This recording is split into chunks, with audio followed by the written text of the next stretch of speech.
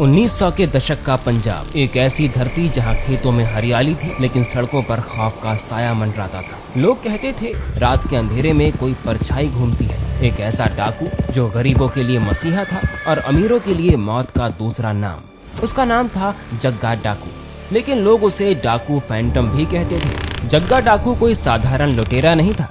कहते हैं उसकी कहानी की जड़ें धोखे और अन्याय में छुपी थी। अंग्रेजी हुकूमत और जमींदारों ने मिलकर उसे अपराध की राह पर धकेल दिया। जग्गा असल में गांव का एक साधारण किसान था, लेकिन जब उसके परिवार की जमीन छीन ली गई और उसकी आवाज दबा दी गई, तब उसने उठाया हथियार। मगर अजीब बात तो ये थी कि वो कभी गरीबों को नहीं लूटता।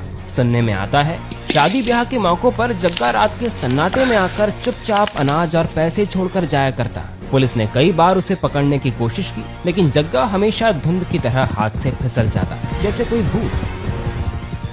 और शायद यही वजह थी कि लोग उसे फैंटम कहने लगे।